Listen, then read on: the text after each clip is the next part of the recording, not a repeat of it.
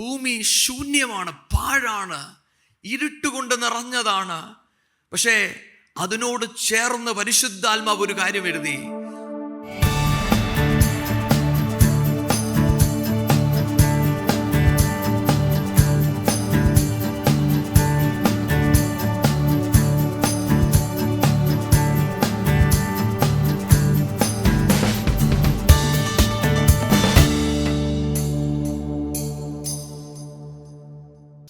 അല്പനേരത്തെ ചിന്തയ്ക്കായിട്ട് നമുക്ക് വെളിപ്പാട് 12 അതിൻ്റെ 11 വാക്യം വായിക്കാം. വെളിപ്പാട് 12 അതിൻ്റെ 11 വാക്യം.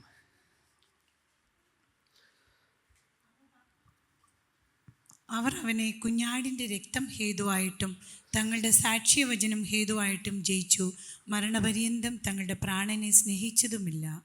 ആമേൻ. അവിടെ എഴുതിയിരിക്കുന്നത്, അവർ അവനെ കുഞ്ഞാടിൻ്റെ രക്തം ഹേതുവായും തങ്ങളുടെ സാക്ഷ്യവചനം ഹേതുവായും ജയിച്ചു, മരണപര്യന്തം തങ്ങളുടെ പ്രാണനെ സ്നേഹിച്ചതും ഇല്ല. നമ്മൾ ഈ വെളിപ്പാട് പുസ്തകം പഠിക്കുമ്പോൾ, പ്രത്യേകിച്ചും ഈ ഒരു അധ്യായം നമ്മൾ വായിക്കുമ്പോൾ നമ്മൾ കാണുന്നത് പിശാചിനെ എങ്ങനെയാണ് നമ്മൾ ജയിക്കുന്നത്. അവിടെ 3 കാര്യങ്ങളാണ് പറയുന്നത്. കുഞ്ഞാടിൻ്റെ രക്തം, 2 സാക്ഷി, വചനത്തിൻ്റെ സാക്ഷി, 3 മരണപര്യന്തം ജീവനെ സ്നേഹിച്ചില്ല. നമ്മൾ ഈ 3 ഭാഗത്തിൽ കൂടെയാണ് ഇന്ന് നമ്മൾ ചിന്തിക്കാൻ പോകുന്നത്. എനിക്കറിയാം ഇന്നത്തെ ഒരു പ്രത്യേക സാഹചര്യത്തിൽ ഞാൻ ഈ വചനം എടുക്കുമ്പോൾ നിങ്ങളൊരു പക്ഷേ വിചാരിക്കും നമുക്ക് ചിലത് പോരാടി എടുക്കുവാനുള്ളതാണ് ഞാൻ പറയുന്നത്. എങ്കിലും പരിശുദ്ധാത്മാവ് എന്നോട് ഇടപെട്ട ചില ചിന്തകൾ നിങ്ങളോടൊപ്പം ചിന്തിക്കുവാൻ ഞാൻ ആഗ്രഹിക്കുന്നു. അതിനായിട്ട് നമുക്ക് 1 പത്രോസ് 1 അതിൻ്റെ 16 തൊട്ട് 19 വരെയുള്ള വാക്യങ്ങൾ നമുക്ക് ആദ്യം വായിക്കാം.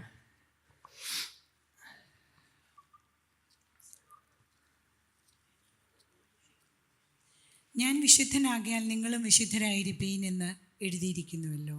മുഖപക്ഷം കൂടാതെ ഓരോരുത്തൻ്റെ പ്രവൃത്തിക്ക് തക്കവണ്ണം ന്യായം വിധിക്കുന്നവനെ നിങ്ങൾ പിതാവെന്ന് വിളിക്കുന്നുവെങ്കിൽ നിങ്ങളുടെ പ്രവാസകാലം ഭയത്തോടെ കഴിപ്പീൻ. വ്യർത്ഥവും പിതൃപാരമ്പര്യവുമായുള്ള നിങ്ങളുടെ നടപ്പിൽ നിന്ന് നിങ്ങളെ വീണ്ടെടുത്തിരിക്കുന്നത് പൊന്ന്, വെള്ളി മുതലായ അഴിഞ്ഞു പോകുന്ന വസ്തുക്കളെ കൊണ്ടല്ല, ക്രിസ്തു എന്ന നിർദോഷവും നിഷ്കളങ്കവുമായ കുഞ്ഞാടിൻ്റെ വിലയേറിയ രക്തം കൊണ്ടത്രയെന്ന് നിങ്ങൾ അറിയുന്നുവല്ലോ. ഹല്ലേലൂയ.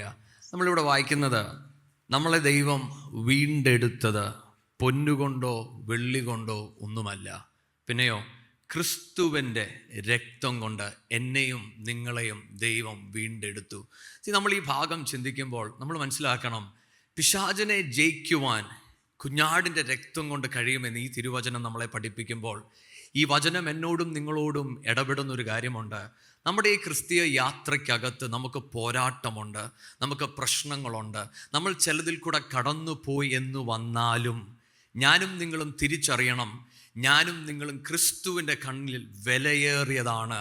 ഈ ഭൂമിയിൽ നമുക്ക് വിലയേറിയത് പൊന്നും വെള്ളിയുമാണെങ്കിൽ അതിനേക്കാളൊക്കെ വിലയേറിയ ക്രിസ്തുവിൻ്റെ രക്തത്താൽ ദൈവം നമ്മളെ വീണ്ടെടുത്തിരിക്കുകയാണ്. ഹല്ലേലൂയ. എൻ്റെയും നിങ്ങളുടെയും ജീവിതത്തിൻ്റെ അകത്ത് ഒരുപക്ഷെ നമുക്കൊന്നും അർത്ഥമില്ലെന്ന് തോന്നുന്ന ഒരു യാത്ര നമ്മൾ ചെയ്യുന്നുണ്ടായിരിക്കാം. മറ്റുള്ളവർ നമ്മളെ നോക്കി പറയുന്നുണ്ടായിരിക്കാം, ഇവൻ്റെ ജീവിതം കൊണ്ടൊരു ഗുണമില്ല എന്ന് പറഞ്ഞാലും നിങ്ങളും ഞാനും പറയേണ്ട ഒരു സാക്ഷിയുണ്ട്. എന്താണെന്നറിയാമോ?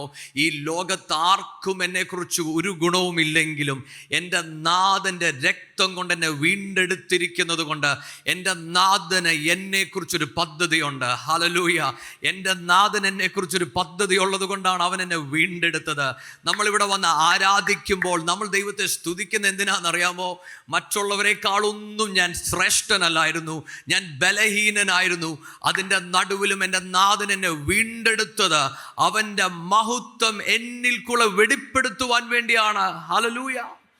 അതുകൊണ്ട് ആ വചനം പറയുന്നത്, എന്നെയും നിങ്ങളെയും പാപത്തിൽ നിന്ന് വീണ്ടെടുത്തു.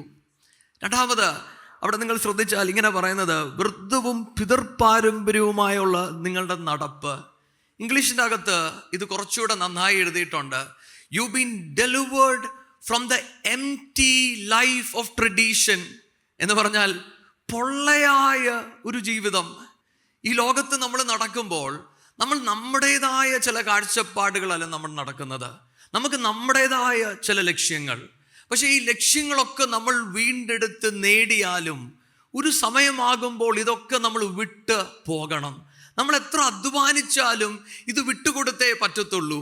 അവിടെയാണ് വചനം പറയുന്നത്, എന്നെയും നിങ്ങളെയും പൊള്ളയായ ജീവിതത്തിൽ നിന്ന് വീണ്ടെടുത്ത് എന്തിന്? അർത്ഥമുള്ള ഒരു ജീവിതം ജീവിക്കുവാൻ വേണ്ടി.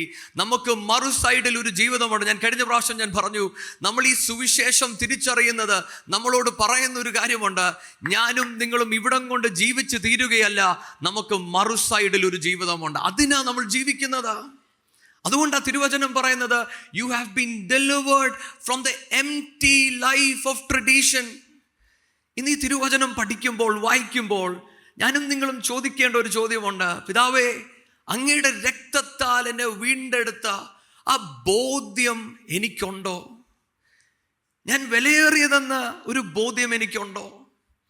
ദൈവം എന്നെ വീണ്ടെടുത്തത് ഈ എംപ്റ്റി ലൈഫിൽ നിന്നാണെന്നുള്ളൊരു ബോധ്യമുണ്ടോ? പത്രോസ് ഇത് എഴുതുമ്പോൾ പത്രോസ് പറയുവാണ്, നിങ്ങളെ വിളിച്ച ദൈവം വിശുദ്ധനാകയാൽ നിങ്ങൾ വിശുദ്ധിയോട് നടക്കണം. എന്തുകൊണ്ട്? നിങ്ങളെ നാഥൻ തൻ്റെ രക്തത്താൽ വീണ്ടെടുത്തതാണ്. മറ്റൊരർത്ഥത്തിൽ ഈ പിശാചിനെ നമ്മൾ എങ്ങനെയാ ജയിക്കുന്നതെന്ന് അറിയാമോ? ഞാനും നിങ്ങളും വിശുദ്ധ ജീവിതം ജീവിക്കുമ്പോൾ ഈ വിശുദ്ധിയിൽ ഒരു ശക്തിയുണ്ട്. ഹല്ലേലൂയ. ഞാനും നിങ്ങളും ഈ ബോധ്യത്തോടെ നടക്കുമ്പോൾ, ഒരുപക്ഷെ എനിക്ക് നേട്ടങ്ങളൊന്നും കിട്ടിയില്ലെങ്കിലും എൻ്റെ നാഥനെ പ്രസാദിപ്പിച്ച് നടക്കുന്നതാണ് വിശുദ്ധമായ ജീവിതം. ഹല്ലേലൂയ. ഒന്നാമത്തെ കാര്യം വിശുദ്ധമായ ഒരു ജീവിതം. രണ്ടാമത് എബ്രായർ 10 അതിൻ്റെ 19 തൊട്ട് 22 വരെയുള്ള വാക്യങ്ങൾ നമുക്ക് വായിക്കാം. എബ്രായർ 10 19 തൊട്ട് 22 വരെയുള്ള വാക്യങ്ങൾ. അതുകൊണ്ട് സഹോദരന്മാരെ, യേശു തൻ്റെ ദേഹം എന്ന തിരശ്ശീലയിൽ കൂടി നമുക്ക് പ്രതിഷ്ഠിച്ച ജീവനുള്ള പുതുവഴിയായി തൻ്റെ രക്തത്താൽ വിശുദ്ധ മന്ദിരത്തിലേക്കുള്ള പ്രവേശനത്തിന് ധൈര്യവും ദേവാലയത്തിന്മേലൊരു മഹാപുരോഹിതനും നമുക്കുള്ളത് കൊണ്ട് നാം ദുർമനസാക്ഷി നീങ്ങുമാറ് ഹൃദയങ്ങളിൽ തളിക്കപ്പെട്ടവരും ശുദ്ധവെള്ളത്താൽ ശരീരം കഴുകപ്പെട്ടവരുമായി വിശ്വാസത്തിൻ്റെ പൂർണ്ണ നിശ്ചയം പൂണ്ട് പരമാർത്ഥ ഹൃദയത്തോടെ അടുത്ത് ചെല്ലുക. ആമേൻ. അപ്പോൾ രണ്ടാമത്തെ കാര്യം, ഒന്ന് പരിശുദ്ധാത്മാ പറയുവാണ്, രക്തത്താൽ എൻ്റെ നാഥൻ നമ്മളെ വീണ്ടെടുത്തു, പാപജീവിതത്തിൽ നിന്ന് നമ്മളെ വീണ്ടെടുത്തു എന്ന് പറഞ്ഞിട്ട് അടുത്ത് പറയുവാണ്, ക്രിസ്തുവിൻ്റെ ഈ രക്തത്താൽ എനിക്കും നിങ്ങൾക്കും അതിവിശുദ്ധ സ്ഥലത്തോട്ട് പ്രവേശനമുണ്ട്. മറ്റൊരർത്ഥത്തിൽ പഴയ നിയമം നമ്മൾ പഠിക്കുമ്പോൾ ഈ അതിവിശുദ്ധ സ്ഥലത്ത് ദൈവത്തിൻ്റെ തേജസ്, ദൈവത്തിൻ്റെ മഹത്വം ഇറങ്ങി വരുന്ന സ്ഥലമാണ്. ഇന്ന് പുതിയ നിയമ വിശ്വാസികളായ എന്നോടും നിങ്ങളോടും പരിശുദ്ധാത്മാ പറയുവാണ്, ഈ രക്തത്താൽ ഈ മഹത്വത്തിൻ്റെ അകത്തോട്ട് നിങ്ങൾക്ക് പ്രവേശനമുണ്ട്. ഹല്ലേലൂയ. മറ്റൊരർത്ഥത്തിൽ എനിക്കും നിങ്ങൾക്കും പിതാവുമായി ഒരു ആഴമേറിയ ബന്ധത്തിനു വേണ്ടിയാണ് നാഥൻ നമ്മളെ വീണ്ടെടുത്തത്. ഹല്ലേലൂയ. ഇത് പറയുമ്പോൾ നമ്മുടെ അകം കത്തണം. യേശു നമുക്ക് വേണ്ടി മരിച്ചതിൻ്റെ ഏറ്റവും വലിയ കാര്യം പിതാവുമായുള്ള നമ്മുടെ ബന്ധം വേർപെട്ടു പോയത് കൊണ്ടാണ്. അവിടെയാണ് പരിശുദ്ധാത്മാവ് പറയുന്നത്, ഞാനും നിങ്ങളും ഇന്ന് അതിവിശുദ്ധ സ്ഥലത്ത് പ്രവേശനം ലഭിച്ചവരാണ്. അവിടെ ദൈവത്തിൻ്റെ മഹത്വം വെളിപ്പെടും. ആ മഹത്വം കാണുന്നവരാണ് ഞാനും നിങ്ങളും. ആ മഹത്വത്തെക്കുറിച്ച് ബോധ്യമുള്ളവരായിരിക്കണം ഞാനും നിങ്ങളും. പക്ഷെ പലപ്പോഴും നമുക്ക് ആ ബോധ്യം നമുക്ക് നഷ്ടപ്പെടുന്നുണ്ട്. നമ്മൾ പ്രാർത്ഥിക്കുക എന്ന് പറയുമ്പോൾ നമ്മുടെ മനസ്സിലൊരു ചിന്ത സാധാരണ ചെയ്യുന്നൊരു കാര്യമായിട്ടാണ്. പക്ഷെ നമ്മൾ ഉൽപ്പത്തി പുസ്തകം വായിക്കുമ്പോൾ അവിടെ ഇങ്ങനെ പറഞ്ഞു തുടങ്ങുന്നത്, ഭൂമി ശൂന്യമാണ്, പാഴാണ്, ഇരുട്ടുകൊണ്ട് നിറഞ്ഞതാണ്. പക്ഷേ അതിനോട് ചേർന്ന് പരിശുദ്ധാത്മാവ് ഒരു കാര്യം എഴുതി, അവിടെ പരിശുദ്ധാത്മാവ് അവിടെ പ്രവർത്തിക്കുന്നുണ്ട്. ഹല്ലേലൂയ. ഇന്ന് എന്നെ കേൾക്കുന്ന നിങ്ങളോട് ഞാൻ പറയട്ടെ, ഈ അതിവിശുദ്ധ സ്ഥലത്ത് നിങ്ങൾക്ക് പ്രവേശനമുണ്ട് എന്നതിൻ്റെ അർത്ഥം നിങ്ങളുടെ ജീവിതത്തിൽ പാഴായും ശൂന്യമായും കിടക്കുന്ന വിഷയങ്ങൾ നിങ്ങൾ ഈ ദൈവസന്നിധിയിലോട്ട് വരുവാൻ തുടങ്ങിയാൽ, അത് ശൂന്യമായി ഇന്ന് നിങ്ങൾക്ക് തോന്നിയാലും അതൊരു ഫലം കായ്ക്കുവാൻ തുടങ്ങും. പഴയ നിയമ പുസ്തകത്തിൽ നമ്മൾ വായിക്കുന്ന ഒരു കാര്യമുണ്ട്, അഹരോന്റെ വടി അവിടെ വെച്ചപ്പോൾ അത് ഫലം കായ്ച്ചതുപോലെ ദൈവത്തിൻ്റെ സാന്നിധ്യത്തിൻ്റെ മറവിൽ നിങ്ങൾ ഇരുന്നാൽ ഇന്ന് നിങ്ങൾ കാണുന്ന പലതും ഫലം കായ്ക്കുവാൻ തുടങ്ങും. Hallelujah. That is a supernatural work of God. ഇന്ന് എന്നെ കേൾക്കുന്ന ഓരോ പേരോട് ഞാൻ പറയട്ടെ, ഒരുപക്ഷെ നിങ്ങളുടെ ഭാവിയെക്കുറിച്ചായിരിക്കാം, ഒരു പക്ഷേ നിങ്ങളുടെ ജീവിതത്തെക്കുറിച്ചായിരിക്കാം, നിങ്ങളുടെ മുന്നോട്ടുള്ള യാത്രയെക്കുറിച്ചായിരിക്കാം നിങ്ങൾ ചിന്തിക്കുന്നത്. ഇന്ന് ഈ ദൈവവചനത്തിൽ കൂടെ ഞാൻ നിങ്ങളോട് സംസാരിക്കട്ടെ. ഈ അതിവിശുദ്ധ സ്ഥലത്ത് നിങ്ങൾ ദൈവസന്നിധിയോട് ചേർന്നിരിക്കുമെങ്കിൽ ഒരുപക്ഷെ നിങ്ങൾ ഇന്ന് ഉത്തരം കണ്ടില്ലെന്ന് വരും, നിങ്ങൾ നാളെ ഉത്തരം കണ്ടില്ലെന്ന് വരും. പക്ഷെ ഒന്ന് ഞാൻ നിങ്ങളോട് പറയാം, ദൈവത്തിൻ്റെ മഹത്വം നിങ്ങളുടെ ജീവിതത്തിൽ വെളിപ്പെട്ടു വരിക തന്നെ ചെയ്യും. അതാ പരിശുദ്ധാത്മാവ് പറയുന്നത്. ഈ രക്തത്താൽ നാഥൻ എന്നെ അതിവിശുദ്ധ സ്ഥലത്തോട്ട് പ്രവേശിപ്പിച്ചിരിക്കുകയാണ്. മറ്റൊരർത്ഥത്തിൽ ഞാനും നിങ്ങളും ദൈവമുഖം അന്വേഷിക്കുമ്പോൾ അവിടെ ഒരു ദൈവശക്തി വെളിപ്പെടും. ഹല്ലേലൂയ. പിശാച് എനിക്ക് നേരെ പോരാടുമ്പോൾ, എൻ്റെ ജീവിതത്തിൽ ചില പോരാട്ടങ്ങൾ വരുമ്പോൾ, ആ പോരാട്ടം എനിക്ക് കാണുവാൻ കഴിഞ്ഞില്ലെങ്കിലും എൻ്റെ നാഥൻ പറയാണ്, കുഞ്ഞേ, നീ അതിവിശുദ്ധ സ്ഥലത്തിൽ എൻ്റെ ചിറകിൻ കീഴിൽ നീ ഇരിക്കുമെങ്കിൽ നിന്റെ മേൽ എൻ്റെ സാന്നിധ്യം ഇറങ്ങി വരും. ഒരു ശക്തിക്കും നിന്നെ തൊടുവാൻ കഴിയുകയില്ല. ഹല്ലേലൂയ. മൂന്നാമത് എബ്രായർ 9 അതിൻ്റെ 14 വാക്യം. എബ്രായർ 9 അതിൻ്റെ 14 വാക്യം. ജഡീക ശുദ്ധി വരുത്തുന്നുവെങ്കിൽ നിത്യാത്മാവിനാൽ ദൈവത്തിന് തന്നെത്താൻ നിഷ്കളങ്കനായി അർപ്പിച്ച ക്രിസ്തുവിൻ്റെ രക്തം ജീവനുള്ള ദൈവത്തെ ആരാധിപ്പാൻ നിങ്ങളുടെ മനസാക്ഷിയെ നിർജീവ പ്രവൃത്തികളെ പോക്കി എത്രയധികം ശുദ്ധീകരിക്കും. ആമേൻ. നിങ്ങളുടെ മനസാക്ഷിയെ നിർജീവ പ്രവൃത്തികളെ പോക്കി എത്രയധികം ശുദ്ധീകരിക്കും.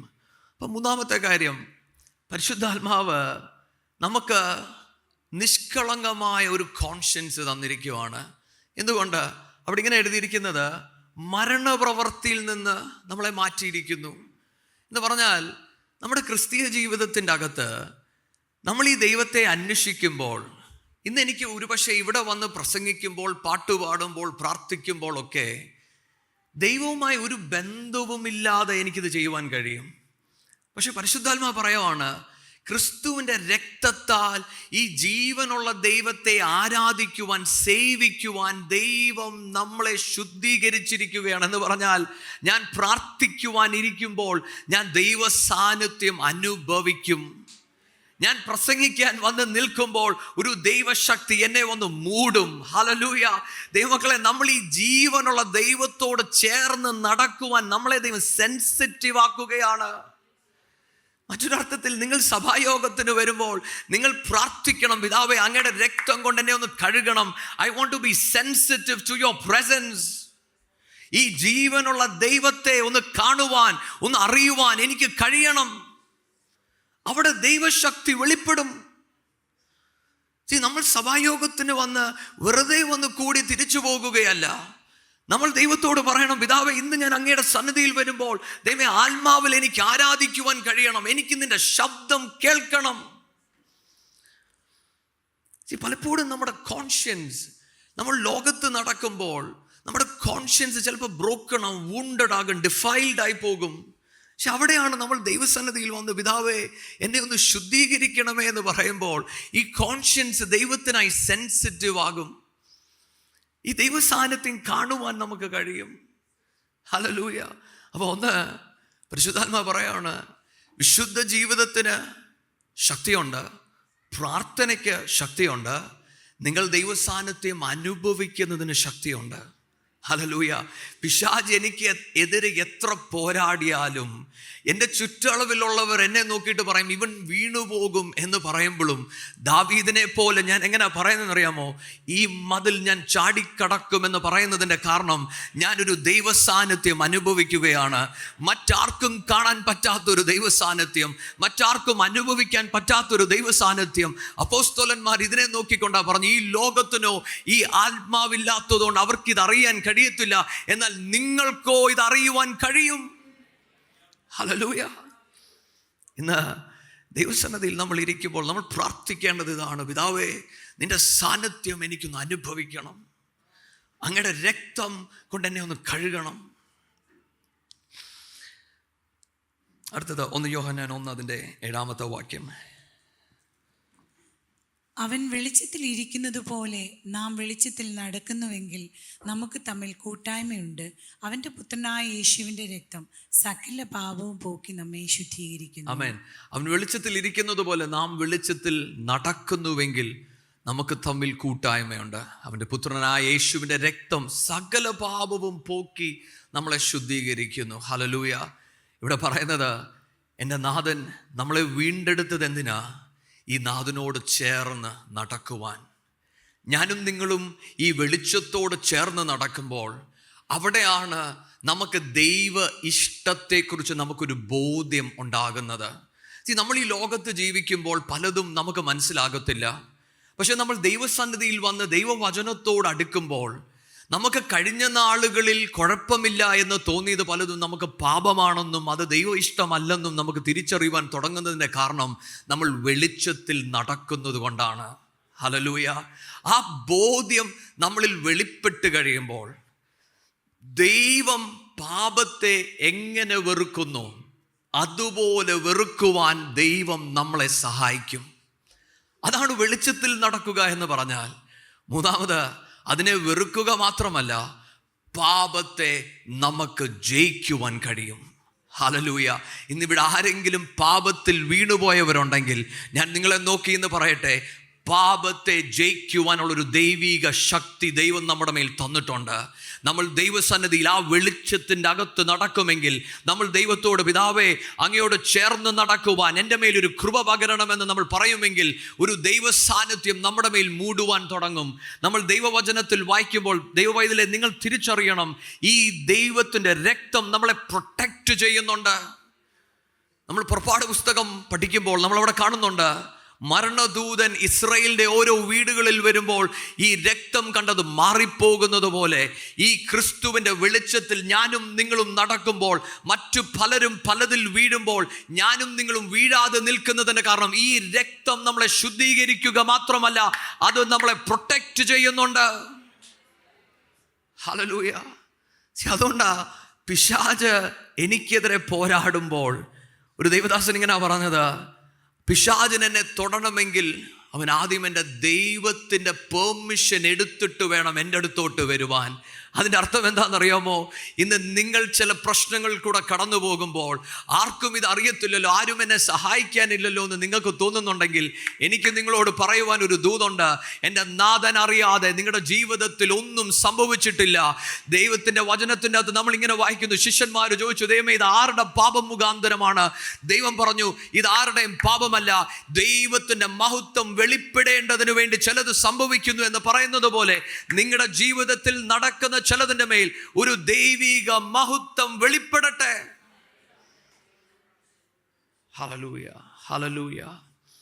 ദൈവസന്നിധിയിൽ നമ്മൾ പ്രാർത്ഥിക്കണം, പിതാവേ ദൈവത്തിൻ്റെ വെളിച്ചത്തിൽ നടക്കുന്നതിൽ ഒരു ദൈവിക ശക്തിയുണ്ട്. ദൈവത്തിൻ്റെ രക്തം നമ്മളെ വീണ്ടെടുത്തത് ഈ ശക്തിയിൽ ജീവിക്കുവാൻ വേണ്ടിയാണ്. നമ്മൾ പാപത്തിൽ തോറ്റുപോയെന്ന് വരാം, നമ്മുടെ ക്രിസ്തീയ യാത്രയ്ക്കകത്ത് നമ്മൾ വീണുപോയി എന്ന് വരാം. ലൂക്കോസിൽ നമ്മൾ പറയുന്ന ഒരു പാരബിൾ ഉണ്ടല്ലേ, നഷ്ടപ്പെട്ടു പോയ മകൻ, അല്ലെ ദ പ്രൊഡിഗൽ സൺ. അവിടെ നമ്മളിങ്ങനെ വായിക്കുന്നത്, പിതാവിൽ നിന്ന് എല്ലാം എടുത്തുകൊണ്ട് താൻ പോയിട്ട് എല്ലാം നശിപ്പിച്ച് കഴിയുമ്പോൾ താൻ ദൈവസന്നിധിയിൽ പ്രാർത്ഥിക്കുന്നുണ്ട്, പിതാവേ എനിക്ക് എൻ്റെ പിതാവിൻ്റെ വീട്ടിലോട്ടൊന്ന് മടങ്ങിപ്പോകണം. നമ്മുടെയൊക്കെ ജീവിതത്തിൻ്റെ അകത്ത് അങ്ങനെ ഒരു അവസ്ഥയുണ്ട്. എവിടെയെങ്കിലുമൊക്കെ നമ്മൾ വീണു പോകാറുണ്ട്. പക്ഷെ ഇന്ന് എന്നെ കേൾക്കുന്ന ഓരോ പേരോട് ഞാൻ പറയട്ടെ, നിങ്ങൾ പിതാവിൻ്റെ അടുത്തോട്ട് മടങ്ങി പോകുമെങ്കിൽ നിങ്ങളെ കാത്തിരിക്കുന്ന ഒരു സ്വർഗസ്ഥനായ പിതാവുണ്ട്. ഹല്ലേലൂയ. ആ വചനം വായിക്കുമ്പോൾ എന്നെ ഏറെ ചിന്തിപ്പിച്ചൊരു ചിന്തയുണ്ട്. മകൻ പറയുന്നൊരു കാര്യമുണ്ട്, അപ്പാ ഞാൻ അങ്ങയോടും സ്വർഗത്തോടും തെറ്റ് ചെയ്തു എന്ന് പറയുമ്പോൾ പിതാവ് തന്നെ അവിടെ നിർത്തിക്കൊണ്ട് ജഡ്ജ്മെൻ്റ് ഒന്നും പറഞ്ഞില്ല. താൻ ഒറ്റ വാക്കിൽ പറഞ്ഞു, അവൻ്റെ വസ്ത്രം മാറ്റ്, അവനൊരു മോതിരം കൊടുക്കുക, അവൻ്റെ കാലുകളിലൊരു ചെരുപ്പ് കൊടുക്കുക എന്ന് പറഞ്ഞ്. അതെന്താ കാണിക്കുന്നതെന്ന് അറിയാമോ ദൈവമക്കളെ? എൻ്റെ നാഥൻ നമുക്ക് വേണ്ടി കാത്തിരിക്കുകയാണ്. ഒരുപക്ഷെ പിശാച് നമ്മളോട് പറയും, എടാ നീ തോറ്റുപോയി, ഈ വിശുദ്ധനായ ദൈവം നിന്റെ അരികിലോട്ട് ഇനി വരികയില്ല എന്ന് പറയുന്നുണ്ടെങ്കിൽ ഇന്ന് എന്നെ കേൾക്കുന്ന ചിലവരോട് ഞാൻ പറയട്ടെ, ഈ ദൈവ ശബ്ദം നിങ്ങൾ കേൾക്കുന്നത് പിതാവിലോട്ട് മടങ്ങി വരുവാൻ വേണ്ടിയാണ്. എൻ്റെ നാഥൻ എന്തോ പറയുന്നതെന്ന് അറിയാമോ? നീ മടങ്ങി വരുമെങ്കിൽ നിന്നെ ഞാനൊരു പുതു മനുഷ്യൻ ധരിപ്പിക്കും, നിന്റെ മേലൊരു പുതിയ അധികാരം ഞാൻ നൽകും, നീ ഇന്നുവരെ നടന്നതുപോലല്ല, ഒരു പുതിയ നടപ്പിലോട്ട് ഞാൻ നിന്നെ നയിച്ചെടുക്കും. ഹല്ലേലൂയ. ഇന്നെന്നെ കേൾക്കുന്ന ചിലവരോട് ഞാൻ പറയട്ടെ, പരിശുദ്ധാത്മാവ് നിങ്ങളോട് സംസാരിക്കുകയാണ്. നിങ്ങൾ വീണുപോയ സ്ഥലത്ത് നിന്ന് നിങ്ങൾ എഴുന്നേൽക്കണം. ദൈവത്തോട് പറയണം, പിതാവേ, ഞാൻ തെറ്റ് ചെയ്തിരിക്കുന്നു, എങ്കിലും ഞാൻ പിതാവിൻ്റെ വീട്ടിലോട്ട് ഞാൻ മടങ്ങി വരികയാണ്. പിതാവേ, ഇന്നലെ നടന്നതുപോലല്ല, ഒരു പുതിയ നടപ്പ്, ഒരു പുതിയ അഭിഷേകം, ഒരു പുതിയ അധികാരം എൻ്റെ ജീവിതത്തിൻ്റെ മേൽ വെളിപ്പെടത്തക്കവണ്ണം പിതാവേ നീ എന്നെ തൊടണമേ എന്ന് പ്രാർത്ഥിക്കുമെങ്കിൽ നിങ്ങൾ ഇന്ന് കടന്നു പോകുന്നതിനെ ജയിക്കുവാൻ ഒരു ദൈവശക്തി നിങ്ങളുടെ മേൽ വെളിപ്പെട്ടു വരും. Hallelujah, hallelujah. അടുത്തത് നമുക്ക് ദ വേർഡ് ഓഫ് ടെസ്റ്റിമണി. നമ്മൾ 3 കാര്യങ്ങളാണ് പറഞ്ഞത്. ക്രിസ്തുവിൻ്റെ രക്തം, 2 വചനം എന്ന സാക്ഷി. ഈ മക്കളെ, ഈ സാക്ഷി നമ്മുടെ അകത്ത് വെളിപ്പെടണമെങ്കിൽ ഉൽപ്പത്തി 39 ഞാൻ ആ ഭാഗം എടുക്കുന്നില്ല, നമുക്കറിയാവുന്ന ഭാഗമാണ്. യോസേഫിനെ കുറിച്ച് ഇങ്ങനെ പറയുന്നത്, ദൈവം യോസേഫിൻ്റെ കൂടെ ഉണ്ടായിരുന്നു. നമ്മളിത് വായിക്കുമ്പോൾ നമുക്കറിയാം, അവിടെ എഴുതിയിരിക്കുന്നത് ഇങ്ങനെയാണ്: പോത്തിഫർ കണ്ടു, തൻ്റെ കൂടെ ദൈവമുണ്ട് എന്ന് കണ്ട് തനിക്കുള്ളതൊക്കെ യോസേഫിന് കൊടുത്തു. പക്ഷെ യോസേഫിനും ഈ ബോധ്യമുണ്ടായിരുന്നു, എൻ്റെ കൂടെ ദൈവമുണ്ട്. ഹല്ലേലൂയ.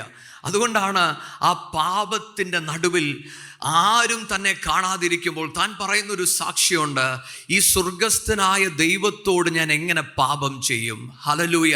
ദൈവമക്കളെ, നമ്മുടെ സാക്ഷി വെളിപ്പെടുന്നത് നമ്മുടെ സ്ട്രോങ് ക്യാരക്ടറിൽ നിന്നല്ല, മറിച്ച് നിങ്ങളോട് ചേർന്ന് ദൈവം വസിക്കുന്നു എന്ന ബോധ്യം നിങ്ങളുടെ അകത്ത് വെളിപ്പെടുമ്പോൾ അവിടെയാണ് നിങ്ങൾ പരീക്ഷകളെ ജയിക്കുവാൻ പോകുന്നത്. അവിടെയാണ് വചനത്തിൻ്റെ സാക്ഷി നിങ്ങളിൽ കൂടെ വെളിപ്പെടുന്നത്. നിങ്ങളുടെ അകത്ത് ഈ പ്രാർത്ഥന എപ്പോഴും ഉണ്ടായിരിക്കണം, പിതാവേ അങ്ങയുടെ സാന്നിധ്യം എനിക്ക് അനുഭവിക്കണം. അപ്പോൾ ഞാൻ നടക്കുമ്പോഴും ഇരിക്കുമ്പോഴും ദൈവകൃപ അനുഭവിക്കുവാൻ എനിക്ക് പറ്റണം. അങ്ങനെ നിങ്ങൾ നടക്കുമെങ്കിൽ നിങ്ങൾ വീണു പോകുമെന്ന് വിചാരിക്കുന്നിടത്ത് നിങ്ങളെ ദൈവം ബലപ്പെടുത്തി ജയാളിയായി നിങ്ങൾ ഇറക്കിക്കൊണ്ടുവരും. ഹല്ലേലൂയ. പലപ്പോഴും പലരും വിചാരിക്കുന്നത് ഈ വചനം ഞാൻ പഠിക്കുമ്പോൾ ഞാനൊരു സ്ട്രോങ് ക്യാരക്ടറായി മാറുമെന്നാണ്. നോ, നിങ്ങൾ ക്രിസ്തുവിനെ പോലെ ആയി മാറുമെങ്കിലും ക്രിസ്തുവാണ് നിങ്ങളിൽ കൂടെ വെളിപ്പെടുന്നത്. ആ ക്രിസ്തു വെളിപ്പെടുമ്പോൾ നിങ്ങളുടെ ബലഹീനതയെക്കുറിച്ച് നിങ്ങൾക്കൊരു ബോധ്യമുണ്ടാകും. അവിടെയാണ് നിങ്ങൾ ക്രിസ്തുവിനോട് പറ്റിച്ചേരുന്നത്. അവിടെയാണ് നിങ്ങൾ പ്രാർത്ഥിക്കുന്നത്, പിതാവേ അങ്ങില്ലാതെ എനിക്ക് പറ്റുകയില്ല. അതാണ് നമ്മൾ യോസേഫിനെ കുറിച്ച് കാണുന്നത്. യോസേഫിനെ കുറിച്ച് വചനത്തിൽ നിന്ന് സാക്ഷി വെളിപ്പെടുമ്പോൾ യോസേഫ് ചെയ്തത് നല്ലതാണ്, പക്ഷെ എന്നിട്ടും ലോകക്കാർ യോസേഫിനെ കുറിച്ച് കുറ്റം പറഞ്ഞു. ദൈവത്തിലെ നമ്മുടെ ക്രിസ്തീയ യാത്രയ്ക്കകത്തും നമ്മൾ നീതിയോടെ വിശുദ്ധിയോടെ നടന്നാലും മറ്റുള്ളവർ നമ്മളെ കുറ്റം പറഞ്ഞെന്ന് വരും. പക്ഷെ അവിടെയാണ് ദൈവം എൻ്റെ കൂടെയുണ്ടെങ്കിൽ മറ്റുള്ളവർ പറയുന്നത് കേട്ട് ഞാൻ ചഞ്ചലപ്പെടുകയില്ല. കാരണം എനിക്കറിയാം, എൻ്റെ നാഥൻ്റെ ശബ്ദം ഞാൻ കേട്ടതാണ്, ആ ശബ്ദത്തോട് ഞാൻ പ്രതികരിച്ചതാണ്. അതാണ് എൻ്റെ ഈ കഷ്ടതയെന്ന് ഞാൻ തിരിച്ചറിയുമ്പോൾ ഞാൻ പിശാചിനെ ജയിക്കുവാൻ തുടങ്ങും. ഹല്ലേലൂയ. ഇന്ന് പലർക്കും അനുസരിക്കണമെന്നുണ്ട്, പക്ഷെ അത് മറ്റുള്ളവർ കാണാൻ വേണ്ടിയാണ്. എന്തുകൊണ്ടാണ് നിങ്ങൾക്ക് അങ്ങനെ ഒരു തോന്നൽ വരുന്നതെന്ന് അറിയാമോ? നിങ്ങളിൽ ദൈവം വസിക്കുന്നു എന്ന ബോധ്യം നിങ്ങളുടെ അകത്തില്ല.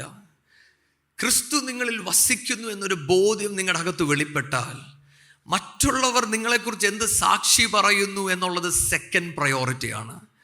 ഫസ്റ്റ് പ്രയോറിറ്റി എപ്പോഴും എൻ്റെ ക്രിസ്തു എന്നെക്കുറിച്ച് നല്ലതും വിശ്വസ്തനുമായ ദാസനെ എന്ന് പറയുന്നൊരു ബോധ്യം എൻ്റെ അകത്ത് വെളിപ്പെട്ടാൽ പിന്നെ എൻ്റെ ക്രിസ്തീയ ജീവിതം ജയമുള്ള ജീവിതമാണ്. ഹല്ലേലൂയ. ഇന്ന് നമ്മുടെ ജീവിതത്തിൽ ജീവൻ്റെ സാക്ഷി വെളിപ്പെടട്ടെ. അത് വെളിപ്പെടുന്നത് ദൈവം എന്നോട് കൂടെ ഉണ്ട് എന്ന ബോധ്യത്തിൽ നിന്നായിരിക്കണം. ഹല്ലേലൂയ. രണ്ടാമത് നമ്മുടെ ക്രിസ്തീയ യാത്രയ്ക്കകത്ത് നമ്മൾ വീണു പോകുന്നത്, അല്ലെങ്കിൽ ഈ ജീവൻ്റെ സാക്ഷി നമ്മൾ വെളിപ്പെടാതെ വരുന്നത്, നമ്മൾ പൂർണ്ണമായും ദൈവത്തിൽ സമർപ്പിക്കാതിരിക്കുമ്പോഴാണ്. ഞാനൊരു ഉദാഹരണം പറയാം. നമുക്കെല്ലാവർക്കും അറിയാവുന്നൊരു കാര്യമാണ് നമ്മുടെ പല്ല്. നമ്മൾ ഡോക്ടർമാരുടെ അടുത്ത് ചെല്ലുമ്പോൾ ചിലപ്പോൾ ഡോക്ടർ പറയുമില്ലേ, നമ്മുടെ ഈ പല്ലുകൾക്ക് ഒരുപാട് വേരുകളുണ്ട്, റൂട്ട് കനാൽ ചെയ്ത് നമ്മൾ ഈ വേരുകൾ എടുത്ത് കളഞ്ഞെങ്കിൽ മാത്രമേ ഈ പല്ല് നമുക്ക് എടുക്കാൻ പറ്റത്തുള്ളൂ. എന്നതുപോലെ നമ്മുടെ ജീവിതത്തിലും ഒരുപാട് വേരുകളുള്ള വിഷയങ്ങൾ നമ്മുടെ ജീവിതത്തിലുണ്ട്. അതുകൊണ്ട് തന്നെ നമുക്ക് ദൈവത്തിന് പൂർണ്ണമായി സമർപ്പിക്കുവാൻ കഴിയത്തില്ല. നമ്മുടെ പ്രായം കഴിയുന്തോറും നമുക്ക് പല കാര്യങ്ങളിൽ നമ്മൾ ഇൻവോൾവ് ആകുമ്പോൾ ഈ വേരുകൾ അകത്തോട്ട് ഇറങ്ങാൻ തുടങ്ങും. അതൊരു ഐഡലായി മാറും. അതൊരു പക്ഷേ നമ്മുടെ ജോലി ആയിരിക്കാം, നമ്മുടെ സമ്പത്തായിരിക്കാം, നമുക്ക് മറ്റുള്ളവരുമായിട്ടുള്ള ബന്ധമായിരിക്കാം, ചിലവരുമായിട്ട് നമ്മൾ ക്ഷമിക്കാത്തതായിരിക്കാം, ഏതു വിഷയവുമാകാം. ഈ വിഷയങ്ങൾ നമ്മൾ ദൈവസന്നിധിയിൽ സമർപ്പിച്ചില്ലെങ്കിൽ ദൈവത്തിന് പൂർണ്ണമായും നമ്മളിൽ പ്രവർത്തിക്കുവാൻ കഴിയത്തില്ല. ഒരുപക്ഷെ നമ്മൾ ചിന്തിക്കും, പലപ്പോഴും പിള്ളേരോടൊക്കെ സംസാരിക്കുമ്പോൾ, അച്ഛാ എന്തിനാണ് നമ്മൾ പൂർണ്ണമായും സമർപ്പിക്കുന്നത്? ഈ ദൈവം ഒരു സാഡിസ്റ്റിക് ഗോഡാണോ എന്ന് ചോദിക്കുന്നവരുണ്ട്. എന്ന് പറഞ്ഞാൽ, എനിക്ക് ചിലതൊക്കെ ഇഷ്ടമാണ്, പക്ഷെ ദൈവം പറയണം മോനെ ഇത് പറ്റത്തില്ല, നിന്റെ സ്വപ്നമല്ല എൻ്റെ സ്വപ്നം. ഇത് കേൾക്കുമ്പോഴേക്കും നമുക്ക് ഭയങ്കര വിഷമമാണ്. പക്ഷെ നമ്മൾ തിരിച്ചറിയണം ദൈവമായതിലെ റോമർ 12 അകത്ത് ഇങ്ങനെ പറയുന്നത്, ഞാനും നിങ്ങളും ജീവനുള്ള യാഗമാണ്. ഈ യാഗത്തെക്കുറിച്ച് പഴയ നിയമത്തിൽ ഇങ്ങനെ പറയുന്നത്, അതിൽ ഒരു ബലഹീനതയും പാടില്ല, അതിലൊരു ബ്ലെമിഷും പാടില്ല. എന്ന് പറഞ്ഞാൽ അത് പൂർണ്ണമായും ദൈവത്തിന് സമർപ്പിക്കപ്പെടേണ്ടതാണ്. എൻ്റെയും നിങ്ങളുടെയും ജീവിതത്തിൻ്റെ അകത്ത് ദൈവം നമ്മുടെ കുറേ ഇഷ്ടങ്ങൾ ഉടയ്ക്കുന്നതിൻ്റെ കാരണം നമ്മൾ പൂർണ്ണമായും സമർപ്പിക്കാതെ ദൈവത്തിൽ നമ്മളെ പ്രവർത്തിക്കുവാൻ പറ്റത്തില്ല.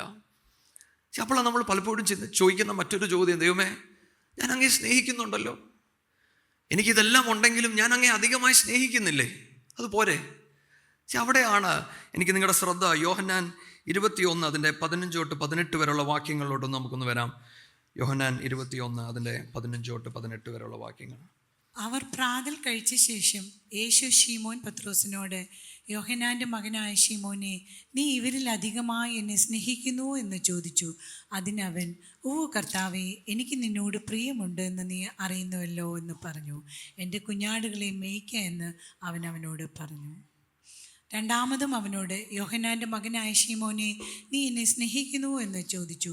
അതിനവൻ, ഓ കർത്താവേ, എനിക്ക് നിന്നോട് പ്രിയമുണ്ട് എന്ന് നീ അറിയുന്നുവല്ലോ എന്ന് പറഞ്ഞു. എൻ്റെ ആടുകളെ പാലിക്ക എന്ന് അവൻ അവനോട് പറഞ്ഞു. മൂന്നാമതും അവനോട്, യോഹന്നാൻ്റെ മകനായ ശീമോനെ, നിനക്ക് എന്നോട് പ്രിയമുണ്ടോ എന്ന് ചോദിച്ചു. എന്നോട് പ്രിയമുണ്ടോ എന്ന് മൂന്നാമതും ചോദിക്കയാൽ പത്രോസ് ദുഃഖിച്ചു. കർത്താവേ, നീ സകലവും അറിയുന്നു, എനിക്ക് നിന്നോട് പ്രിയമുണ്ടെന്നും നീ അറിയുന്നു എന്നവനോട് പറഞ്ഞു. യേശു അവനോട്, എൻ്റെ ആടുകളെ മേയ്ക്ക. ആമേൻ ആമേൻ ഞാൻ നിന്നോട് പറയുന്നു, നീ യൗവനക്കാരനായിരുന്നപ്പോൾ നീ തന്നെ അരകെട്ടി ഇഷ്ടമുള്ളയിടത്ത് നടന്നു. വയസ്സനായ ശേഷമോ നീ കൈ നീട്ടുകയും മറ്റൊരുത്തൻ നിന്റെ അരകെട്ടി നിനക്ക് ഇഷ്ടമില്ലാത്ത ഇടത്തേക്ക് നിന്നെ കൊണ്ടുപോവുകയും ചെയ്യും എന്ന് പറഞ്ഞു. ആമേൻ. നമ്മൾ ഈ വാക്യം വായിക്കുമ്പോൾ നമുക്കിതിൻ്റെ ഒരു കോണ്ടെക്സ്റ്റ് നമുക്കറിയാം അല്ലേ? യേശുവിൻ്റെ ക്രൂശീകരണത്തിൽ പത്രോസ് യേശുവിനെ തള്ളി പറഞ്ഞു. പക്ഷെ നമ്മൾ ഈ വചനമൊക്കെ വായിക്കുമ്പോൾ നമുക്കറിയാവുന്ന ഒരു കാര്യമുണ്ട്. എന്താണ്? യേശുവിനോട് ചേർന്ന് നിന്ന ഒരു ശിഷ്യന്മാരുടെ പേര് പറയാൻ പറഞ്ഞാൽ അതിലൊന്ന് പത്രോസിൻ്റെ പേരുണ്ട്. പത്രോസിന് യേശുവിനെ അധികമായി താൻ സ്നേഹിച്ചിരുന്നു. അതുകൊണ്ടാണ് യേശു പത്രോസിനെ മടക്കിക്കൊണ്ടുവരാൻ വന്നപ്പോൾ പത്രോസിനോട് യേശു ചോദിക്കുവാണ്, നീ എന്നെ സ്നേഹിക്കുന്നുവോ? നമുക്കറിയാം, നമ്മൾ പലപ്പോഴും ഈ സ്നേഹം എന്നുള്ള വാക്കുകൾ നമ്മൾ കേട്ടിട്ടുണ്ട്. യേശു പറയുന്നത് അഗാപ്പെ എന്നുള്ള സ്നേഹമാണ്. അതിന് പത്രോസ് പറയുന്നത്, അപ്പം ഞാൻ നിന്നെ സ്നേഹിക്കുന്നു, ഫിലിയോ, ആസ് എ ഫ്രണ്ട് ഞാൻ സ്നേഹിക്കുന്നു. പക്ഷെ യേശു പിന്നെയും ചോദിക്കുവാണ്, നീ എന്നെ ദൈവം സ്നേഹിക്കുന്ന പോലെ, ദൈവീക സ്നേഹത്തിൽ നീ എന്നെ സ്നേഹിക്കുന്നുവോ? എന്താ ഇത് രണ്ടിൻ്റെയും കൂടെ വ്യത്യാസം എന്നറിയാമോ? ഒരു കൂട്ടുകാരനോടുള്ള സ്നേഹം വെളിപ്പെടുന്നത് സാഹചര്യത്തിനനുസരിച്ചാണ്. പക്ഷെ ഒരു ദൈവീക സ്നേഹം വെളിപ്പെടുന്നത് സാഹചര്യങ്ങൾക്കപ്പുറത്താണ്. ഹല്ലേലൂയ. അതുകൊണ്ടാണ് ഞാൻ നിങ്ങളോട് പറഞ്ഞത്, എനിക്ക് ദൈവത്തോട് അതിയായ സ്നേഹമുണ്ടെങ്കിലും സാഹചര്യങ്ങൾ മാറുമ്പോൾ, സാഹചര്യങ്ങൾ വ്യതിചലിക്കുമ്പോൾ ഈ സ്നേഹത്തിൽ ഞാൻ വീഴുവാൻ സാധ്യതയുണ്ട്. അതുകൊണ്ട് ആ പിശാച് പറഞ്ഞത്, ഞാൻ പത്രോസിനെ സിഫ്റ്റ് ചെയ്യാൻ പോവാണ്, ഞാനൊന്ന് ശോധന ചെയ്യാൻ പോവുകയാണ്. എന്താ കാര്യം എന്നറിയാമോ? കാരണം പൂർണ്ണമായും പത്രോസ് സമർപ്പിച്ചിട്ടില്ല. പത്രോസിന് എപ്പോഴും ഒരു പ്ലാൻ ബി ഉണ്ട്. പക്ഷെ പൂർണ്ണമായും സമർപ്പിക്കുന്ന ഒരു മനുഷ്യൻ, അവന് വേറെ പ്ലാൻ ബി ഇല്ല. അവനൊറ്റ പ്ലാനേ ഉള്ളൂ, അത് ദൈവികമായ പ്ലാനാ. അതുകൊണ്ടാണ് ദൈവം ചോദിക്കുന്നത്, കുഞ്ഞെ നീ എന്നെ ശരിക്കും സ്നേഹിക്കുന്നുവോ? പക്ഷെ മൂന്നാമത് അപ്പച്ചൻ ചോദിച്ചപ്പോൾ പത്രോസ് ദുഃഖിക്കുന്നു എന്ന് കണ്ടിട്ട് അപ്പച്ചൻ പറഞ്ഞു, എനിക്കറിയാം നീ എന്നെ ഒരു ഫ്രണ്ടിനെ പോലെ സ്നേഹിക്കുന്നുണ്ടെന്ന്. പക്ഷെ എനിക്ക് നിന്നോട് പറയുവാനൊന്നുണ്ട്. ഇത്രയും നാൾ നീ നടന്നതുപോലല്ല, ഇനി നിൻ്റെ നടപ്പിൽ ഒരു വ്യത്യാസമുണ്ടാകും. ഇത്രയും നാളും നീ തീരുമാനിക്കുമ്പോൾ നീ നടക്കും. പക്ഷേ ഇനിയും ഒരു നടപ്പുണ്ട്. നിന്നെ നയിക്കുന്ന ആൾ തീരുമാനിക്കുമ്പോൾ നീ നടക്കുവാൻ തുടങ്ങും. ഹല്ലേലൂയ. ഇതെന്താ നമ്മളോട് പറയുന്നതെന്ന് അറിയാമോ? നമ്മൾ പൂർണ്ണമായി പരിശുദ്ധാത്മാവിനെ സമർപ്പിക്കുമ്പോൾ നമ്മൾ ഇന്ന് നടക്കുന്നതിൽ നിന്നൊരു ശക്തിയേറിയ ഒരു നടപ്പ് നമ്മുടെ ജീവിതത്തിൽ വെളിപ്പെടുവാൻ തുടങ്ങും. ഹല്ലേലൂയ. അതാണ് സാക്ഷിയായി വെളിപ്പെടുന്നത്. ഇന്നലെ വരെ ഞാൻ നടന്നതുപോലല്ല, എൻ്റെ നടപ്പിലൊരു വ്യത്യാസമുണ്ടാകും. പക്ഷേ നമ്മുടെ ജീവിതത്തിൽ ദൈവം ചിലത് ഉടയ്ക്കും. ദൈവം ചിലതിൻ്റെ മേൽ കൈവെക്കുവാൻ തുടങ്ങും. ചില വേരുകളെ മുറിക്കുവാൻ തുടങ്ങും. അത് വേദനാജനകമായിരിക്കാം. പക്ഷേ അതിൻ്റെയൊക്കെ നടുവിൽ നമ്മൾ പ്രാർത്ഥിക്കേണ്ടത് ഇതായിരിക്കണം: പിതാവേ, എന്നെ പൂർണ്ണമായി ഞാൻ സമർപ്പിക്കുകയാണ്. അങ്ങനിൽ പൂർണ്ണമായി വെളിപ്പെടേണ്ടതിന്, അങ്ങയ്ക്ക് പൂർണ്ണ മഹത്വം വെളിപ്പെടേണ്ടതിന് ഞാൻ എന്നെ സമർപ്പിക്കുന്നു എന്ന് പറയുമെങ്കിൽ ഏത് പൈശാചിക ശക്തികളെയും ജയിക്കുവാൻ ഒരു ശക്തി നമ്മുടെ ജീവിതത്തിൽ നിന്ന് വെളിപ്പെട്ടു വരും. ഹല്ലേലൂയ. നമ്മൾ ദൈവം ചിലതിൽ കൂടെ വിടുന്നത് ഈ വേരുകളൊന്ന് വെട്ടിക്കളയുവാൻ വേണ്ടിയാണ്. പത്രോസ് താൻ ദൈവത്തെ അത്രയേറെ സ്നേഹിക്കുന്നത് കൊണ്ടാണ് താൻ തള്ളിപ്പറഞ്ഞപ്പോൾ തൻ്റെ ഹൃദയം വേദനിച്ചു. കാരണം തനിക്ക് ചില ബോധ്യങ്ങളുണ്ട്. ആ ബോധ്യങ്ങളെല്ലാം ദൈവം അങ്ങ് ഉടച്ചു. എന്തിനാണെന്നറിയാമോ? ഒരു ദൈവികമായൊരു ബോധ്യം തന്നിൽ വെളിപ്പെട്ടു വരുവാൻ. ഹല്ലേലൂയ. പൂർണ്ണമായി പത്രോസ് സമർപ്പിച്ചപ്പോൾ അപ്പോസ്തല പ്രവൃത്തിയിൽ നമ്മൾ കാണുന്നുണ്ട്, ഒരു മീൻപിടുത്തക്കാരൻ സംസാരിക്കുന്ന പോലല്ല, ഒരു മീൻപിടുത്തക്കാരൻ നടന്നതുപോലല്ല, പത്രോസിന്റെ നടപ്പിൻ്റെ മേൽ ഒരു ദൈവശക്തി വെളിപ്പെടുവാൻ തുടങ്ങി. ഇന്നെന്നെ കേൾക്കുന്ന ചിലവരോട് ഞാൻ പറയട്ടെ, നിങ്ങൾ പൂർണ്ണമായി ദൈവസന്നിധിയിൽ സമർപ്പിക്കുമെങ്കിൽ ദൈവം നിങ്ങളെ അതിശക്തമായി ഉപയോഗിക്കുവാൻ തുടങ്ങും. ഈ കാലഘട്ടത്തിലെ ഒരു പ്രവാചകനായി, ഈ കാലഘട്ടത്തിൻ്റെ ഒരു അപ്പോസ്തലനായി ദൈവം നിങ്ങളെ എഴുന്നേൽപ്പിക്കും. നിങ്ങളുടെ കഴിവുകളെ നോക്കിക്കൊണ്ടല്ല ദൈവം നിങ്ങളോട് പ്രവചിക്കുന്നത്.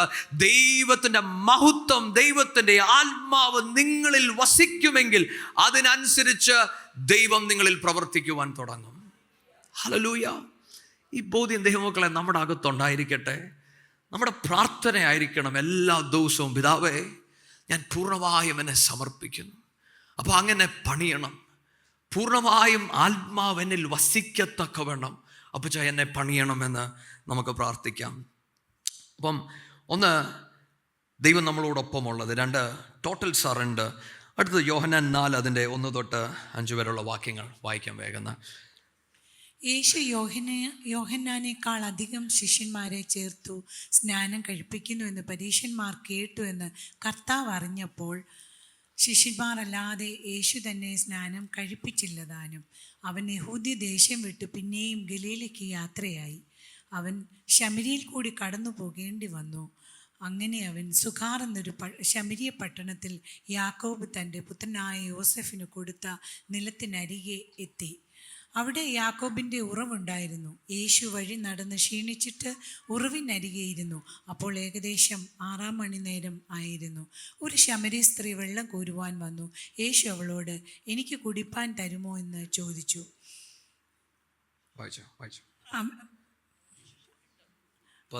അവൻ്റെ ശിഷ്യന്മാർ ഭക്ഷണ സാധനങ്ങളെ കൊള്ളുവാൻ പട്ടണത്തിൽ പോയിരുന്നു. ശമരി സ്ത്രീ അവനോട്, നീ യഹൂദനായിരിക്കെ ശമരിക്കാരത്തിയായ എന്നോട് കുടിപ്പാൻ ചോദിക്കുന്നത് എങ്ങനെയെന്ന് പറഞ്ഞു. യഹൂദന്മാർക്കും ശമരിയർക്കും തമ്മിൽ സമ്പർക്കമില്ല. അതിന് യേശു, നീ ദൈവത്തിൻ്റെ ദാനവും നിന്നോട് കുടിപ്പാൻ ചോദിക്കുന്നവൻ ആരെന്നും അറിഞ്ഞുവെങ്കിൽ നീ അവനോട് ചോദിക്കുകയും അവൻ ജീവനുള്ള വെള്ളം നിനക്ക് തരികയും ചെയ്യുമായിരുന്നു എന്ന് ഉത്തരം പറഞ്ഞു. ആമേൻ, ആമേൻ. നമ്മളിവിടെ വായിക്കുന്നത് ഒരു ശമരിയ സ്ത്രീയെക്കുറിച്ചാണ്. ഞാനത് വായിച്ചപ്പോൾ എൻ്റെ ഹൃദയത്തിലുണ്ടായൊരു ചിന്തയാണ്. യേശു അവിടെ ഇരുന്ന് ഈ ശമരിയ സ്ത്രീയോട് വെള്ളം ചോദിക്കുന്നു. അപ്പോൾ ശമരിയ സ്ത്രീ പറയുകയാണ്, അപ്പച്ച, നമുക്ക് തമ്മിലൊരു ബന്ധം പറ്റത്തില്ല. നീ എന്നിൽ നിന്നൊരു വെള്ളം എടുത്ത് കുടിച്ചാൽ അത് ശരിയല്ല. അപ്പം യേശു അതിന് ഉത്തരവൊക്കെ പറഞ്ഞിട്ട് യേശു ഈ ശമരിയ സ്ത്രീയോട് ചോദിക്കുന്നൊരു ചോദ്യമുണ്ട്. നീ ഒരു കാര്യം ചെയ്യ്, നിൻ്റെ ഭർത്താവിനെ പോയി വിളിച്ചോണ്ട് വാ. അപ്പോൾ ഈ ശമരിയ സ്ത്രീ പറഞ്ഞു, എനിക്ക് ഭർത്താവില്ല. ഉടനെ യേശു പറയുവാണ്, ശരിയാണ്, നിനക്ക് 5 ഭർത്താവ് ഉണ്ടായിരുന്നു, പക്ഷെ ഇപ്പോൾ നിൻ്റെ കൂടെ ഉള്ള നിൻ്റെ ഭർത്താവല്ല എന്ന് പറഞ്ഞിട്ട് അടുത്തത് യേശു പറയുന്നത് എന്താണെന്നറിയാമോ? നീ നിത്യജീവൻ അന്വേഷിക്കുമെങ്കിൽ അത് ഞാൻ നിനക്ക് തരുമായിരുന്നു. എന്നെ ഏറെ ചിന്തിപ്പിച്ച ഒരു ചിന്ത, ഞാൻ യേശുവിൻ്റെ സ്ഥാനത്തായിരുന്നുവെങ്കിൽ ഞാൻ ആ ശമരിയ സ്ത്രീയെ കുറേ ഉപദേശിച്ചേനെ. കാരണം ഞാൻ ആ ശമരിയ സ്ത്രീയോട് പറഞ്ഞേനെ, എടാ, 1 കെട്ടല്ല, 2 അല്ല, 3 അല്ല, നീ ഒരുപാട് കെട്ടി, എന്നിട്ട് നിനക്ക് മനസ്സിലാവുന്നില്ലേ, നിനക്ക് കുഴപ്പമുണ്ട്, കുറവുണ്ട് എന്നൊക്കെ ഞാൻ ഉപദേശിച്ചേനെ. പക്ഷെ എൻ്റെ നാഥൻ ഈ ശമരിയ സ്ത്രീയോട് പറഞ്ഞത് ഒന്ന് മാത്രമേ ഉള്ളൂ: ഞാൻ ആരെന്ന് നീ അറിഞ്ഞിരുന്നുവെങ്കിൽ നീ എന്നോട് ചോദിക്കുമായിരുന്നു, ഞാൻ നിനക്ക് നിത്യജീവൻ നൽകും. ഹല്ലേലൂയ. ഇത് നമ്മളോട് പറയുന്നത് എന്താണെന്നറിയാമോ? എൻ്റെയും നിങ്ങളുടെയും ജീവിതത്തിൻ്റെ അകത്ത് ചില കുഴഞ്ഞു കിടക്കുന്ന അവസ്ഥകളുണ്ട്. നമുക്ക് പോലും റിസോൾവ് ചെയ്യാൻ പറ്റാത്ത ചില കാര്യങ്ങൾ നമ്മുടെ ജീവിതത്തിൽ നടക്കുമ്പോൾ പരിശുദ്ധാത്മാവിന് നമ്മളോട് പറയുവാനുള്ളത്, നീ പൂർണ്ണമായും ഇത് ആത്മാവിന് വിട്ടുകൊടുക്കുമെങ്കിൽ, ദൈവത്തിൻ്റെ സാന്നിധ്യം നിന്നിൽ നിറയുമെങ്കിൽ, നീ ഇന്ന് കാണുന്ന ഈ പ്രശ്നങ്ങളെ പരിഹരിക്കുവാൻ അത് മാത്രം മതി. ഹല്ലേലൂയ. ദൈവത്തിൻ്റെ വചനം നമ്മളോട് പറയുന്നത്, ഈ വചനത്തിൻ്റെ സാക്ഷി വെളിപ്പെടണമെങ്കിൽ ആത്മാവിൽ ഞാനും നിങ്ങളും ഒന്ന് നിറയണം. എല്ലാ ദിവസവും ഈ ആത്മാവ് കൊണ്ട് നിറയണം. അതുകൊണ്ടാണ് നിങ്ങൾ അടുത്ത വാക്യങ്ങൾ വായിക്കുമ്പോൾ ഈ ശമരിയ സ്ത്രീയെക്കുറിച്ച് ആ ദേശത്തുള്ള എല്ലാവർക്കും അറിയായിരിക്കും, ഇല്ലേ? പക്ഷേ ഈ സ്ത്രീ ചെന്ന് അവിടെയുള്ള ജനത്തോട് പറഞ്ഞു, ഒരു പ്രവാചകൻ വന്നെന്ന് പറഞ്ഞപ്പോൾ അവിടെയുള്ളവരെല്ലാം ഒന്ന് കൂടുവാൻ തുടങ്ങി. ഞാൻ വിശ്വസിക്കുന്ന ഒരു കാര്യം പറയാം, ആ ഇന്നലെ വരെയും ആ നിമിഷം വരെയും ഈ സ്ത്രീയെക്കുറിച്ച് പലർക്കും പല ചിന്തകളാണെങ്കിൽ, ദൈവത്തെ കണ്ടുമുട്ടിയതിന് ശേഷം ഈ ആത്മാവിൻ്റെ പ്രചോദനം തൻ്റെ അകത്ത് വ്യാപരിക്കുവാൻ തുടങ്ങി. അതുകൊണ്ടാണ് ആ ദേശം മൊത്തവും ആ വാക്കുകളിൽ കേട്ടുവരുവാൻ തുടങ്ങിയത്. അങ്ങനെയെങ്കിൽ നിങ്ങളുടെ ജീവിതത്തിൻ്റെ അകത്ത് ഇന്ന് നിങ്ങൾ കടന്നു പോകുന്ന ചില കുഴഞ്ഞ അവസ്ഥകളിൽ ആത്മാവിന് നിങ്ങൾ വിട്ടുകൊടുക്കുമെങ്കിൽ പരിശുദ്ധാത്മാവ് ഇത് റിസോൾവ് ചെയ്യുമെന്ന് മാത്രമല്ല, നിങ്ങൾ ഒരു പുതിയ മനുഷ്യനായി, നിങ്ങളുടെ ജീവിതത്തെ ഒരു പുതിയ അധ്യായമായി ദൈവം മാറ്റുവാൻ പോകുകയാണ്. ഹല്ലേലൂയ. ഈ ദിവസം നിങ്ങൾ പ്രാർത്ഥിക്കണം, പിതാവേ, എന്നെ ആത്മാവ് കൊണ്ടൊന്ന് നിറയ്ക്കണം, പരിശുദ്ധാത്മാവിൻ്റെ നിറവിൽ ജീവിക്കുവാൻ എൻ്റെ മേലൊരു കൃപ അങ്ങ് നൽകണമേ എന്ന് പ്രാർത്ഥിക്കണം. അങ്ങനെ ആത്മാവിൽ നമ്മൾ വസിക്കുമെങ്കിൽ, ആത്മനിറവിൽ ഞാനും നിങ്ങളും ജീവിക്കുമെങ്കിൽ, അവിടെയാണ് ജീവൻ്റെ സാക്ഷി വെളിപ്പെട്ടു വരുന്നത്. ഹല്ലേലൂയ. ഈ ദിവസങ്ങളിൽ നമുക്ക് പ്രാർത്ഥിക്കാം, പിതാവേ, ആത്മാവിൻ്റെ നിറവിൽ ജീവിക്കുവാൻ എന്നെ സഹായിക്കണം. 3 കാര്യങ്ങളാണ് ഞാൻ ആ ഭാഗത്ത് പറഞ്ഞത്. 1, യഹോവ നമ്മുടെ കൂടെ. 2, ടോട്ടൽ സറണ്ടർ. 3, ആത്മാവ് കൊണ്ട് നിറയുക. 3-ാമത്തെ കാര്യം അവിടെ എഴുതിയിരിക്കുന്നത്, പിശാചിനെ ജയിക്കണമെങ്കിൽ മരണാന്ത്യം വരെയും ജീവനെ അവർ സ്നേഹിച്ചില്ല.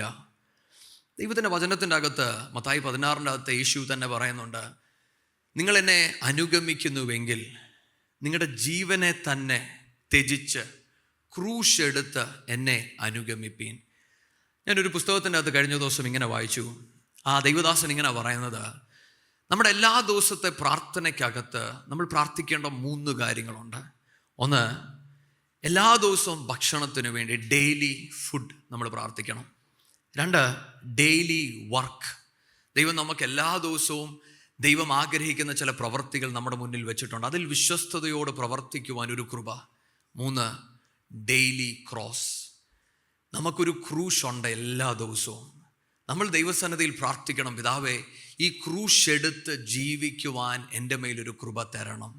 നമ്മൾ ഈ ക്രൂശിനെ വിട്ടുകളയുമ്പോഴാണ് നമ്മൾ ഈ ജീവനെ സ്നേഹിക്കുന്നത്. അതുകൊണ്ടാണ് മത്തായി 16-ൽ തന്നെ യേശു ഇങ്ങനെ പറയുന്നത്, നിങ്ങൾ നിങ്ങളുടെ ജീവനെ പിടിച്ചു വെച്ചാൽ നിങ്ങൾക്കത് നഷ്ടപ്പെടും, എന്നാൽ ക്രിസ്തുവിന് വേണ്ടി നിങ്ങളത് വിട്ടുകളഞ്ഞാൽ അത് അനുഗ്രഹമായി മാറും. ഹല്ലേലൂയ. നമ്മളിത് പല പ്രാവശ്യം കേട്ടിട്ടുണ്ട്. പക്ഷേ ഞാൻ ഈ ഭാഗം ചിന്തിച്ചപ്പോൾ എൻ്റെ മനസ്സിൽ വന്ന ഒരു ചിന്ത വേഗം നിങ്ങളോട് ചേർന്ന് ചിന്തിച്ചിട്ട് ഞാൻ വേഗം നിർത്താം. മർക്കോസ് 14 അതിൻ്റെ 3 തൊട്ട് 6 വരെയുള്ള വാക്യങ്ങൾ നമുക്കൊന്ന് വായിക്കാം. അവൻ ബേഥാനിയിൽ കുഷ്ഠരോഗിയായ ശിമോന്റെ വീട്ടിൽ പന്തിയിലിരിക്കുമ്പോൾ ഒരു സ്ത്രീ ഒരു വെൺകൽഭരണി വിലയേറിയ സ്വച്ഛജട മാംസി തൈലവുമായി വന്നു ഭരണി പൊട്ടിച്ച് അവൻ്റെ തലയിൽ ഒഴിച്ചു. അവിടെ ചിലർ തൈലത്തിൻ്റെ ഈ വെറും ചെലവെന്തിന്, ഇത് 300-ൽ അധികം വെള്ളിക്കാശിന് വിറ്റ് ദരിദ്രർക്ക് കൊടുപ്പാൻ കഴിയുമായിരുന്നുവല്ലോ എന്നിങ്ങനെ ഉള്ളിൽ നീരസപ്പെട്ട് അവളെ ഭത്സിച്ചു. എന്നാൽ യേശു, ഇവളെ വിടുവിൻ, അവളെ അസഹ്യപ്പെടുത്തുന്നത് എന്ത്? അവൾ എങ്കിൽ നല്ല പ്രവൃത്തിയല്ലോ ചെയ്തത്. ആമേൻ. നിങ്ങൾ ഈ ഭാഗം വായിക്കുമ്പോൾ നിങ്ങൾ കാണുന്നത്, അവിടെ ഒരു സ്ത്രീ യേശുവിൻ്റെ അരികിൽ വന്ന് വിലയേറിയ ഒരു പെർഫ്യൂം യേശുപ്പച്ചൻ്റെ തലയിൽ ഒഴിച്ചു, അല്ലെങ്കിൽ അവിടെ ബ്രേക്ക് ചെയ്തു എന്നാണ് അവിടെ എഴുതിയിരിക്കുന്നത്. അപ്പോൾ അവിടെ കണ്ടു നിന്നവർ ചോദിച്ച ഒരു ചോദ്യമുണ്ട്. ഇംഗ്ലീഷിൻ്റെ അകത്ത് ഇങ്ങനെ എഴുതിയിരിക്കുന്നത്, why do you waste this? എന്തിനാണിത് നഷ്ടപ്പെടുത്തി കളയുന്നത്? മക്കളെ, ഞാനും നിങ്ങളും ഈ യേശുവിനെ അനുഗമിക്കുമ്പോൾ ഈ യേശുവിൻ്റെ കാൽക്കൽ എൻ്റെ നാഥൻ പറയുന്നത് നമ്മൾ ഉടച്ചേ മതിയാവത്തുള്ളൂ. അതൊരു പക്ഷേ നമ്മുടെ സ്വപ്നമായിരിക്കാം, അത് നമ്മുടെ ആഗ്രഹമായിരിക്കാം, നമ്മുടെ കുടുംബമായിരിക്കാം, നമ്മുടെ ജോലിയായിരിക്കാം, അതെന്തുമാകാം. നമ്മൾ പഴയ നിയമത്തിനകത്ത് വായിക്കുന്ന ഒരു വാക്യമുണ്ടല്ലേ, എബ്രഹാമിനെ കുറിച്ച്. തനിക്ക് ഏറ്റവും പ്രിയപ്പെട്ട പുത്രനെ ദൈവത്തിന് കൊടുക്കുവാൻ പറയുകയാണ്. എന്നതുപോലെ ഞാനും നിങ്ങളും ഈ ദൈവത്തെ അനുഗമിക്കുമ്പോൾ നമ്മുടെ ജീവിതത്തെക്കുറിച്ച് ദൈവം ചിലത് പറയും. അത് പറയുമ്പോൾ, അത് നമ്മൾ ചെയ്യുമ്പോൾ നമ്മുടെ കൂടെ നിൽക്കുന്നവർ നമ്മളെ അഭിനന്ദിക്കത്തില്ല. അതവിടെ എഴുതിയിരിക്കുന്നത്. അവർ ചോദിക്കുന്നൊരു കാര്യമുണ്ട്, എന്തിനാ നീ ഇത് കളഞ്ഞത്? നമ്മൾ ചില തീരുമാനങ്ങൾ എടുക്കുമ്പോൾ ദൈവത്തിൻ്റെ ശിഷ്യന്മാർ പോലും പറഞ്ഞു, why are you wasting it? ഈ കാശുണ്ടായിരുന്നേ പാവപ്പെട്ടവർക്ക് കൊടുക്കാമായിരുന്നല്ലോ എന്നാ ചോദിക്കുന്നത്. ഞാനും നിങ്ങളും ഈ യേശുവിനെ അനുഗമിക്കുവാൻ തുടങ്ങുമ്പോൾ നമ്മുടെ ജീവനെ നമ്മൾ നാഥൻ്റെ കാൽക്കൽ ഉടച്ചു കളയുമ്പോൾ പലരും നമ്മളോട് ചോദിക്കും, എന്തിനാ കുഞ്ഞെ നീ നിൻ്റെ ഈ ജീവിതം നശിപ്പിച്ച് കളയുന്നത്? ഇങ്ങനെ നടന്നാൽ മതിയോ? ഇങ്ങനെ പ്രാർത്ഥിച്ചുകൊണ്ട് നടന്നാൽ മതിയോ? ഇങ്ങനെ പോയാൽ എവിടെയെങ്കിലും എത്തുമോ? നിനക്കൊരു ഭാവി ഉണ്ടാകുമോ എന്നൊക്കെ ചോദിക്കും. പക്ഷേ അങ്ങനൊരു ചോദ്യം നിങ്ങൾ കേൾക്കുന്നുണ്ടെങ്കിൽ നിങ്ങൾ മനസ്സിലാക്കണം, നിങ്ങളുടെ ജീവിതത്തെ ദൈവം ഉടച്ചെടുക്കുകയാണ്. നമ്മൾ ഈ ജീവിതത്തെ വിട്ട് കളയാതെ ദൈവം നമ്മുടെ ജീവിതത്തിൽ പ്രവർത്തിക്കുകയില്ല. അതുകൊണ്ട് അവിടെ എഴുതിയിരിക്കുന്നത്, ഈ സുഗന്ധം അവിടെ വ്യാപരിക്കുവാൻ തുടങ്ങി. ഹല്ലേലൂയ. അവിടെ കയറുന്നവരും ഈ സ്ത്രീ പിന്നീട് നടക്കുമ്പോഴും ഒരു സുഗന്ധം താൻ ക്യാരി ചെയ്യുന്നുണ്ട്. ഹല്ലേലൂയ. ഞാനും നിങ്ങളും ഈ ദൈവത്തോട് ചേർന്ന് നടക്കുമ്പോഴുണ്ടല്ലോ, ഒരു ദൈവീക സുഗന്ധം എൻ്റെയും നിങ്ങളുടെയും ജീവിതത്തിലുണ്ട്. അത് വെളിപ്പെടുന്നത് എവിടാന്നറിയാമോ? ചില ഉടഞ്ഞു കിടക്കുന്ന അവസ്ഥകളിലാണ്. പലപ്പോഴും നമ്മൾ പ്രാർത്ഥിക്കുന്നത്, പിതാവേ നീ എന്നെ ഉടയ്ക്കേണ്ടെന്നാണ് നമ്മുടെ പ്രാർത്ഥന. പക്ഷെ ദൈവത്തിന് എന്നോടും നിങ്ങളോടും പറയുവാനൊന്നുണ്ട്, എൻ്റെ ജീവൻ്റെ സുഗന്ധം നിന്നിൽ വെളിപ്പെടണമെങ്കിൽ ഈ ഉടഞ്ഞ അവസ്ഥകൾ കൂടെ നീ പോയേ മതിയാവത്തുള്ളൂ. എനിക്കറിയാം ഈ ചിന്ത നിങ്ങളെ ഒരുപാട് ഹല്ലേലൂയ ഒന്നും പറയാൻ സമ്മതിക്കത്തില്ല. പക്ഷെ ഇതൊരു വാസ്തവമാണ്. ഈ ക്രൂശുമെടുത്ത് ഈ നാഥനോട് ചേർന്ന് നടക്കുമ്പോൾ ഈ ദൈവീക സുഗന്ധം നമ്മളിൽ വെളിപ്പെടണമെങ്കിൽ നമ്മുടെ സ്വപ്നങ്ങൾ, നമ്മുടെ ആഗ്രഹങ്ങൾ ക്രിസ്തുവിൻ്റെ കാൽക്കൽ നമ്മൾ ഉടച്ചേ മതിയാവത്തുള്ളൂ. ഇന്ന് നമുക്ക് പലപ്പോഴും പിശാചിനെ ജയിക്കുവാൻ കഴിയാത്തതിൻ്റെ ഏക കാരണം നമ്മൾ നമ്മുടെ ജീവനെ അധികമായി സ്നേഹിക്കുന്നു. നമുക്ക് നമ്മുടേതായ സ്വപ്നങ്ങളുണ്ട്, നമുക്ക് നമ്മുടേതായ ആഗ്രഹങ്ങളുണ്ട്. അവിടെ ദൈവത്തിന് തൻ്റെ മഹത്വം വെളിപ്പെടുത്തുവാൻ കഴിയുന്നില്ല. അതുകൊണ്ടാണ് യേശു ഇങ്ങനൊരു കാര്യം കൂടി ഇവിടെ പറഞ്ഞു നിർത്തി. ഈ സുവിശേഷം പറയുന്നിടത്തൊക്കെ ഈ സ്ത്രീ ചെയ്തതും പറയപ്പെടും. എന്താ കാര്യം എന്നറിയാമോ? ഈ സുവിശേഷത്തിൻ്റെ പ്രത്യേകത, ഞാൻ എന്നെ തന്നെ ദൈവസന്നിധിയിൽ പൂർണ്ണമായി സമർപ്പിക്കുന്നതാണ് ഈ സുവിശേഷം.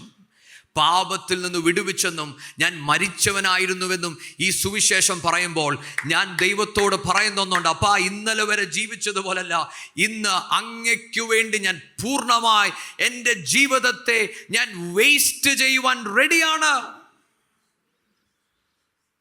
ഹല്ലേലൂയ. ദൈവഭയത്തിലെ നമ്മുടെ പ്രാർത്ഥനയാകട്ടെ, അപ്പാ I am ready to waste my life. നിങ്ങളങ്ങനെ പറയുമെങ്കിൽ അവിടെയാണ് നിങ്ങൾ ജയാളിയായി പുറത്തു വരുന്നത്.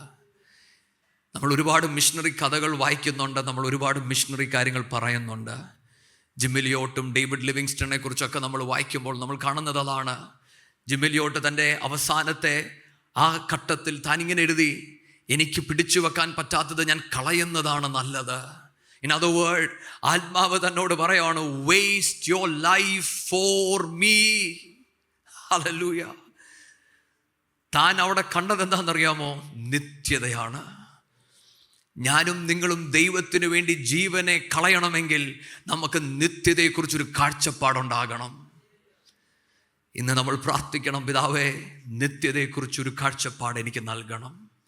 ആ കാഴ്ചപ്പാട് നമ്മൾ പ്രാപിക്കുമെങ്കിൽ ഇന്ന് നമ്മൾ കാണുന്ന പരീക്ഷകളെ നമ്മൾ വളരെ എളുപ്പത്തിൽ നമ്മൾ ജയിച്ചു വരും. ഹല്ലേലൂയ. എൻ്റെ മനസ്സിൽ പെട്ടെന്ന് വരുന്നൊരു ചിന്ത ഞാൻ നിങ്ങളോട് പറയട്ടെ. ഞാൻ ഒരു പുസ്തകത്തിൽ വായിച്ചതാണ്. ഒരു മനുഷ്യനെ ഒരിക്കൽ യേശുവിന് സാക്ഷി പറഞ്ഞെന്ന് പറഞ്ഞ് ഒരു രാജാവിൻ്റെ മുന്നിൽ പിടിച്ചു നിർത്തി.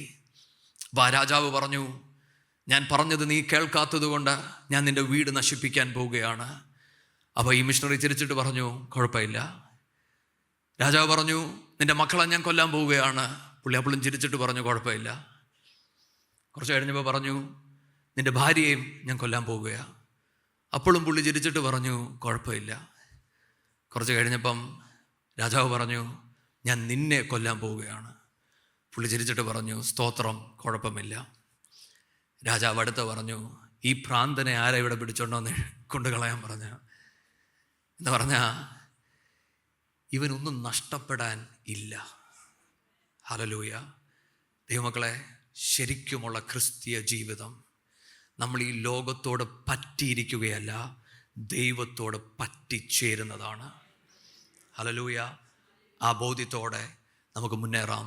ആ ബോധ്യത്തോടെ നമുക്ക് ദൈവസന്നിധിയിൽ പ്രാർത്ഥിക്കാം. പിതാവേ, അങ്ങയുടെ രക്തത്തിൻ്റെ മറവിൽ വസിക്കുവാൻ, അങ്ങയുടെ കൃപ അനുഭവിക്കുവാൻ അപ്പം നീ എന്നെ സഹായിക്കണം. നമ്മൾ കടന്നു പോകുന്ന എല്ലാ പോരാട്ടങ്ങളെയും ജയിക്കുവാനുള്ളൊരു കൃപ ദൈവം നമ്മുടെ മേൽ തന്നിട്ടുണ്ട്. ജയാളികളായി നമുക്ക് മുന്നേറാം. ദൈവം നിങ്ങളെ അനുഗ്രഹിക്കട്ടെ. Thank you.